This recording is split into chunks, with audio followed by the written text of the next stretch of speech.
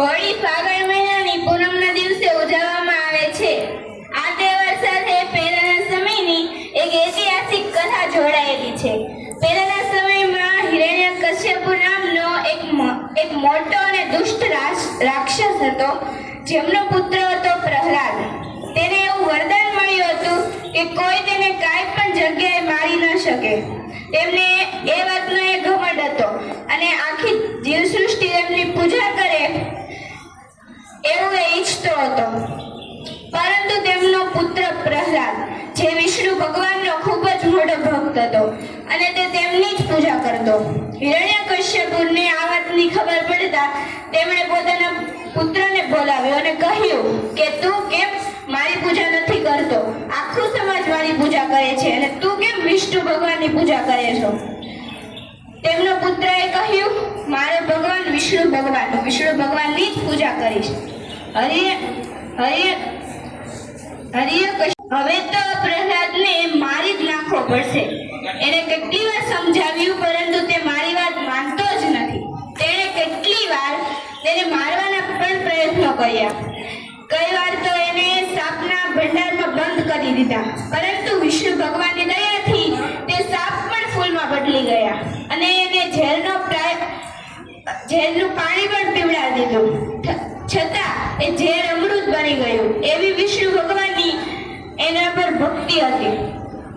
તે પછી હિરણ્યકશ્યપુએ તેમને એની બહેન હોલિકાને બોલાવી અને કહ્યું, તારે મારો એક આદેશ માનવો પડશે. મારો પુત્ર પ્રહલાદ, જે મારી ભક્તિ જ નથી કરતો, મેં એને કેટલી વાર સમજાવ્યું, પરંતુ તે મારી વાત માનતો જ નથી. તે મારા દુશ્મન એટલે કે વાસુદેવની પૂજા કરે છે, વિષ્ણુ ભગવાનની પૂજા કરે છે. એટલે તને એવું વરદાન મળ્યું છે કે તું ગમે એવી અગ્નિમાં બેસે તું સળગીશ નહીં. માટે તારે અગ્નિમાં આ મારો પુત્રને લઈને બેસી જવાનું છે. પહેલા તો હોલિકા કહ્યું, તમે અવળા નાના પુત્ર આરે આવું દુષ્ટ કામ કરો એ કેવું લાગે? હિરણ્યકશ્યપુએ કહ્યું, એ તારે કઈ જોવાનું નથી. તું ફક્ત હું જેટલું કહું એટલું જ કર.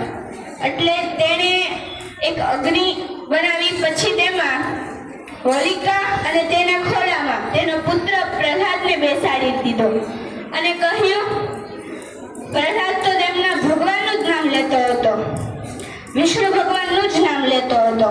ત્યારે પણ અગ્નિમાં બેસતા તેને ડર નહોતો લાગતો, કારણ કે એને પૂરેપૂરો ભરોસો હતો કે મારા વિષ્ણુ ભગવાન મને બચાવી જ લેશે, એ મને નહીં મરવા દે. છતાં હોલિકાએ જે ચૂંદડી પહેરી હતી એ ઉડીને પ્રહલાદ પર આવી ગઈ અને હોલિકા જડીને રાખ થઈ અને પ્રહલાદ ફરી એકવાર બચી ગયો. આવી રીતના વિષ્ણુ ભગવાનની કૃપા કેટલીક વાર પ્રહલાદ ઉપર પડી, જેથી કરીને પ્રહલાદનો જીવ બચી ગયો.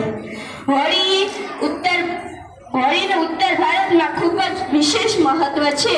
હોળીમાં રંગો, પિચકારી, પોટલીઓથી રમવામાં હોળીના દિવસે સાંજે હોલિકા દહન કરીને આપણે આપણા નિષ્ફળતાના કર્મો એમાં અર્પણ કરીએ છીએ અને આગલા દિવસે ધૂળેટીના દિવસે આપણે રંગો, પિચકારી, પોટલીઓથી રમીએ છીએ. અસ્તુ.